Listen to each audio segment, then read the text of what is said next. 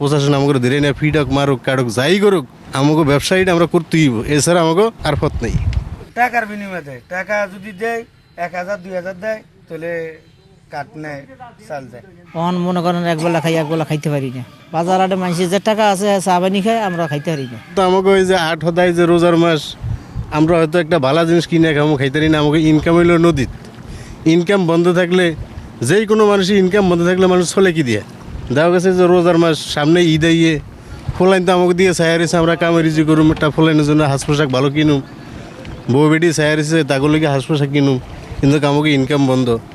বা এই যে 8 হদা রোজার ইফতারি কত ইত্যাদি জিনিস আমরা খাওয়ার জন্য কিন্তু খাইতারি না, কামাই রুজি নাই। আর এবার তো সরকার চাউলও দেয় না, তো কী করবো মানে আমরা ফেটের দেয় নদীতে যাইতে হয়। এলা প্রশাসন আমাকে ধরে না ফিডক মারুক কাটুক যাই করুক আমাকে ব্যবসায়ীটা আমরা করতেই এছাড়া আমাকে আর পথ নেই।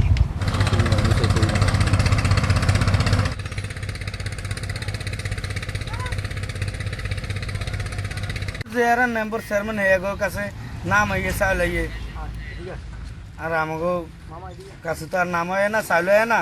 আমার কাঠ তো আমার ঘরে ফিরে এসে মেম্বার চেয়ারম্যানে আমার কাঠ নেও না, চাইলেও দেন। টাকার বিনিময়ে দেয়, টাকা যদি দেয় 1000 2000 দেয় তাহলে কাঠ নেয়, চাল দেয়। কোনো সময় আমরা চাল ডাল পাই না, আর আমরা বহুত কষ্ট করিয়ে চলি। এখন অভিযান দিছে সরকারি, আমাকে ধরিয়ে নিলে পোলাই ছেলে সন্তান না খাইয়ে মরিয়ে যাব, 10 টাকা দিয়ে সারিয়ে আনতে পারবো না। এখন মনে করেন একবেলা খাই একবেলা খাইতে পারি না। বাজার হাটে মানুষের যে টাকা আছে চা বানি খায়, আমরা খাইতে পারি না। আমরা চাইয়ে দুঃখ প্রকাশ করি, ঠিক আছে।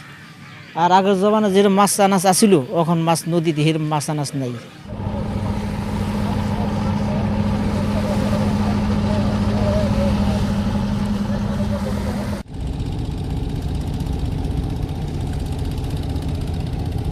তবে মাছ ধরা নিষিদ্ধকালীন সময় এখন চলমান। তো সেই হিসাবে মৎস্য অধিদপ্তরের পক্ষ থেকে মৎস্য অধিদপ্তর, জেলা প্রশাসন, উপজেলা প্রশাসন, কোস্টগার্ড, নৌপুলিশ সহ আমাদের সার্বক্ষণিকভাবে দিন রাত্রে নদীতে অভিযান চলমান আছে, যাতে কোনো জেলে অসৎ উপায়ে মাছ ধরতে না পারে। আমাদের এখানে নিবন্ধিত জেলে আছে 38,000। আমরা 28,344 জন জেলে পরিবারের জন্য আমরা বিজিএফের চাল প্রতি মাসে 40 কেজি হারে 2 মাসের জন্য আমরা 80 কেজি বরাদ্দ পেয়েছি। আশা করি এই সপ্তাহের মধ্যে এটা বিতরণ সম্পন্ন হবে, তাদের চাল যথারীতি তারা পেয়ে যাবে। তালিকাটি হয়েছে কিন্তু অনেক আগে, 2014 সালে তালিকাটি হয়েছে একটা প্রকল্পের অধীনে। তো তালিকা হওয়ার পরবর্তীতে এখন প্রায় 10 থেকে 11 বছর হয়ে গেছে। অনেক জেলে মারা গিয়েছে, অনেক জেলে স্থান পরিবর্তন করেছে, অনেক জেলে বিদেশে চলে গিয়েছে, যাতে প্রকৃত জেলে যারা এখন বর্তমানে আছে তাদেরকে বাছাই করা যায়।